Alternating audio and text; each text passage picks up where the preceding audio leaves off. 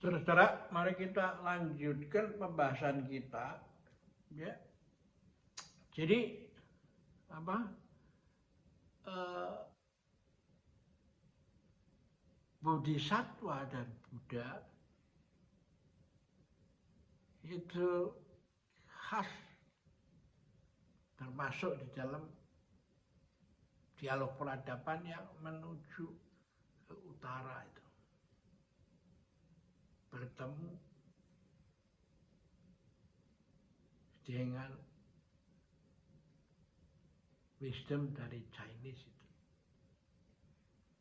Sebenarnya bukan ke utara persis, tapi ke timur itu. Ya. Dan aliran ini disebut Mahayana itu. Suatu perkembangan yang berjarak kira-kira lebih daripada 1000 tahun itu. Anda bayangkan. Ya, mulai daripada kisah Ramayana dalam kitab Veda yang mengajarkan bahwa semua itu berawal dari konflik yang ada di dalam diri kita sendiri. Semua konflik itu karena gegaranya ada di dalam diri kita sendiri. Karena konsepnya adalah aku, sifat spiritual dan sang aku gitu. Dan lalu kemudian tertarik pada keinginan badan gitu ya. Nah itu direpresentasikan dengan Dewi Sinta yang tertarik pada kijang kencana, lalu menyuruh Rama, Sri Rama untuk saya ingin itu kijang kencana, lalu akhirnya mendesak Rama untuk mengejarnya itu. Lalu Laksmana, adiknya Rama, itu yang menjaga. Lalu kok nggak balik-balik ini Sri Rama itu, kakaknya itu. Lalu dia diminta mencarinya. Nah lalu Laksmana itu dengan kerisnya membuat lingkaran untuk melindungi Sita, Dewi Sita. Sehingga dia ada semacam kurungan ya, yang tidak terlihat, tapi orang nggak bisa masuk ke situ. Nah, Laksmana pergi. Lalu muncullah Dasamuka yang mau menarik ya Dewi Sita itu, tapi kan nggak bisa masuk karena sudah dikasih pagar ya oleh Laksmana, selalu balik lagi. Nah lalu dia menyamar menjadi pengemis orang tua yang yang demikian mengenaskan ya, lemah, lapar gitu. Dan lalu Sita merasa iba itu. Dan lalu Sita malahan yang keluar dari pelindung itu ya, yang dibuat oleh kerisnya Laksmana itu. Nah lalu ditangkap, ternyata itu si siapa, orang fakir, orang miskin, yang orang yang susah ya, orang tua yang rentan itu berubah jadi Rahwana, Dasamuka, lalu bawa ke Alengka dan mau diperistri. Nah, ternyata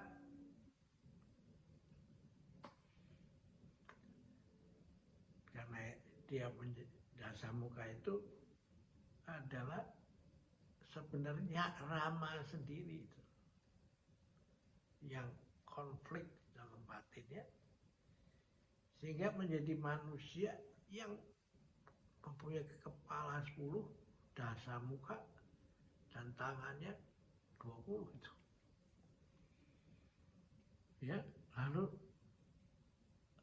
dia kebingungan sendiri tentang siapa dirimu itu. Diri saya, siapa saya? Nah, inilah saya melihat bahwa nggak tahu bagaimana itu berhubungan di Nusantara ini, di Jawa ini dikenal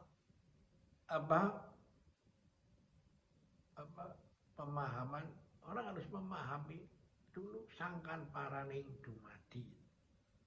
Manusia itu dari siapa dirimu, dari mana, dan mau kemana. Sangkan soko ngendi, paran mau kemana. Baru orang bisa menjalani kehidupannya dengan baik. Nah, inilah yang menarik. Lalu setelah ketemu dengan Siddhartha Gautama, dia mempertanyakan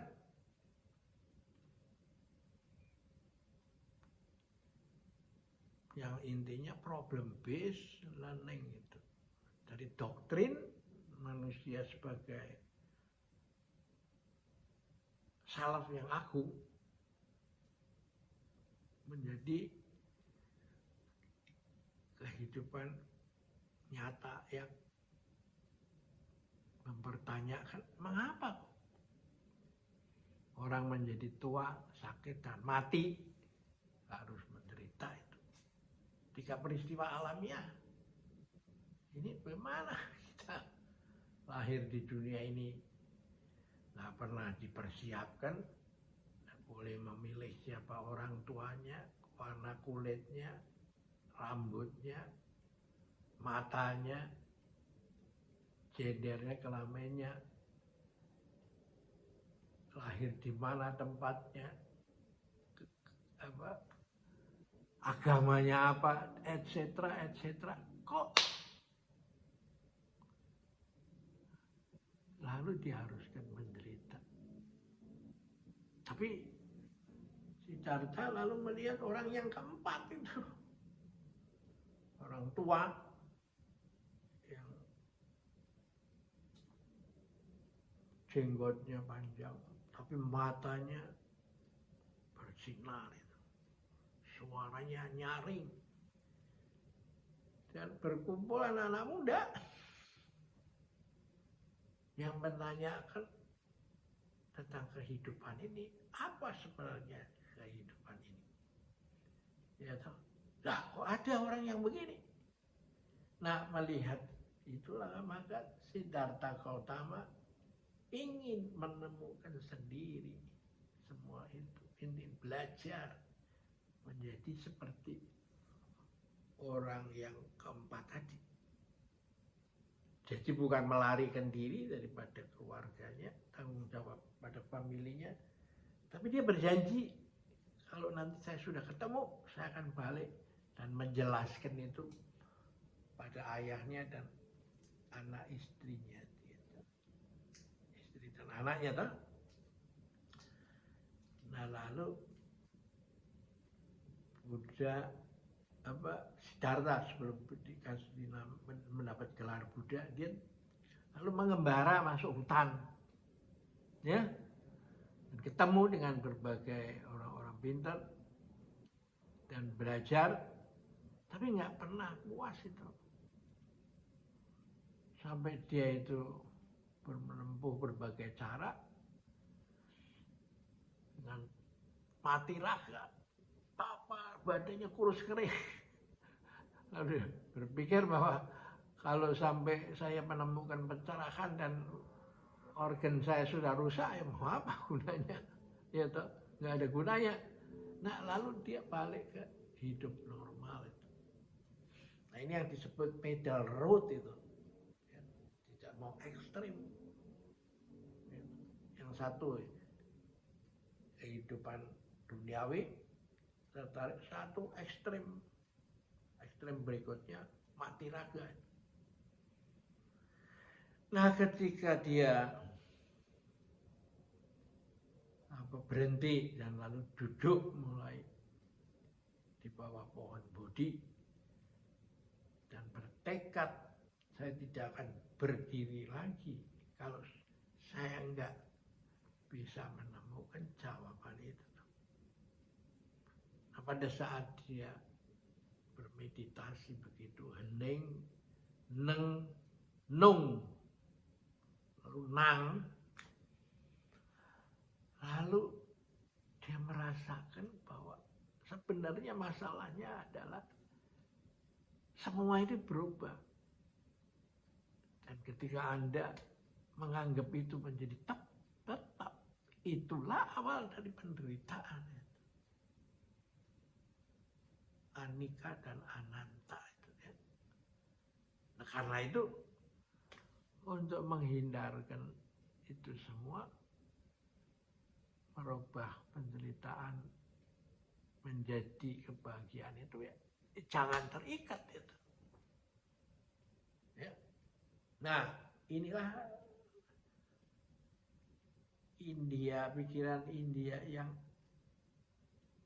Siddhartha Gautama itu 500 tahun sebelum Masehi, 1000 tahun kemudian dibawa oleh Bodhidharma